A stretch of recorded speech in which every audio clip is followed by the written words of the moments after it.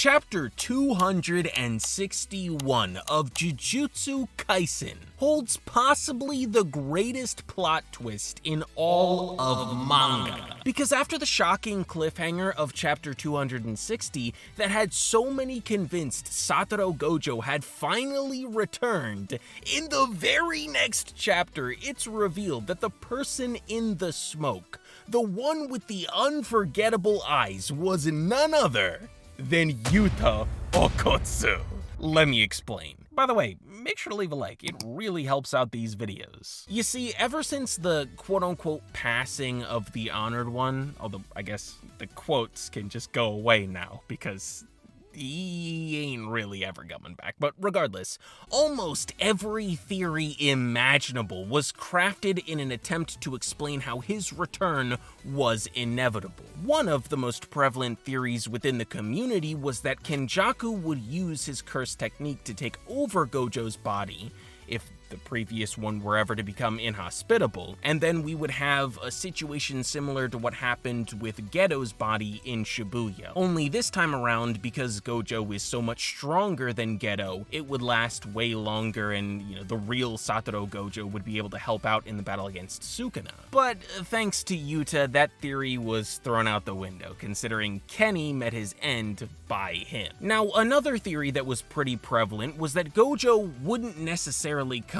back, but his powers would, meaning that the copy technique would be used, and the power of the Six Eyes and Limitless would still be at Jujutsu High's disposal. Just another user would be using those techniques. However, it was explained that that specific outcome just wasn't possible because the Six Eyes was a part of Gojo's physical body, so it wasn't something that could be replicated since it wasn't a CT. And seeing as how one is nowhere near as good without the addition of the other, it was seemingly never meant to be. And that, ladies and gents, is where the magic and genius of chapter 261 is on full display. Because Gege sorta takes both of those ideas and mashes them together. He Frankensteins it, making the beginning of the chapter seem like one thing, but then when the reveal is dropped, you see the full scale of what's actually happening and can't help but be shocked.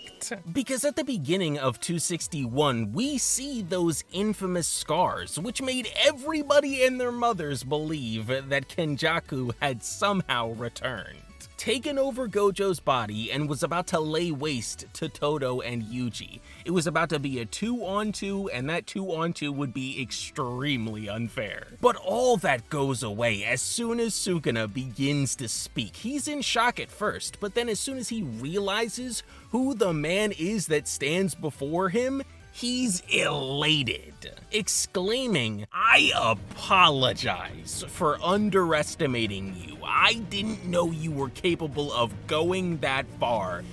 Yuta Okotsu." That madman Yuta copied the curse technique of Kenjaku and used that power to take over the body of Gojo, instantly skipping past every single barrier that stopped him from using the Six Eyes and Limitless in conjunction.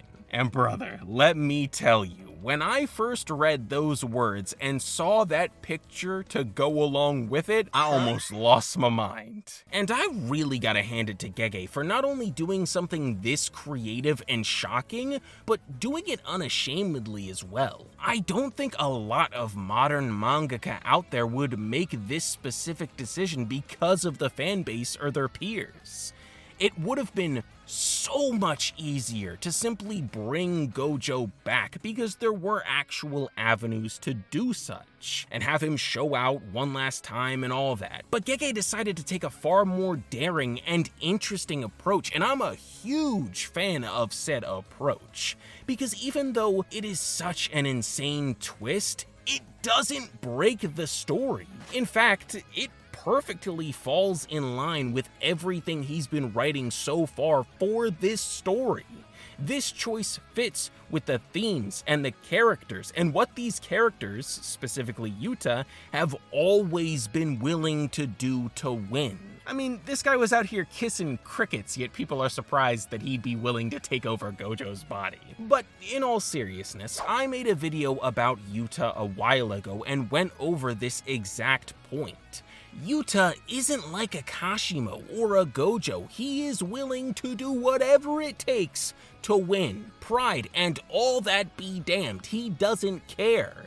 And that's why Sukuna was in such dismay when he realized that that was Yuta in the body of Gojo, because he wasn't aware that there was someone willing to cross that line, someone willing to go to the utmost extreme in order to bring him down. Even with that being the case though, this move, unfortunately for Jujutsu High, isn't a get out of jail free card. This battle isn't simply won by him being there. Because, I mean, for one, after seeing what Yuta did, Sukuna at this moment is more ramped up than I've ever seen him before. And secondly, this takeover comes with some major drawbacks. Yuta is only able to use Kenjaku's curse technique for about 5 minutes. And since Yuta has no body to go back to because of the damage he received inside the domain, I actually thought the dude was okay, but we get a shot of him in this chapter, and he got the Gojo treatment. That man was cut in half. But there are a few outcomes that could take place once the 5 minutes are up.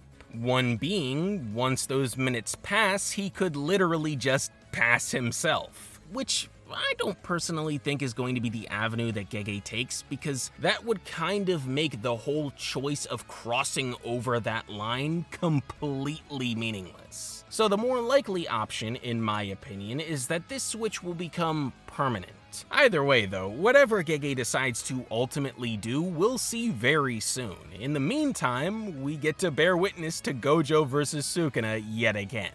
And I'm curious to see how Yuji and Todo will factor into their battle.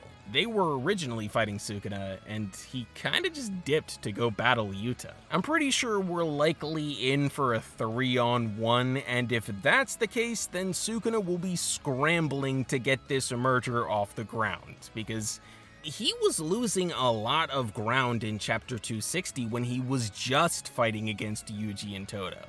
Now you add Yuta in Gojo's body on top of that, and it's looking real bad for the old King of Curses. But on the other hand, if this whole skirmish against this dude has taught me anything, it's that I can't discount Sukuna. He always seemingly has a way around whatever Jujutsu High throws his way. So I wouldn't really be surprised if he somehow survived this encounter, and our protagonists are once again on the back foot. I've literally no idea as to how that could happen.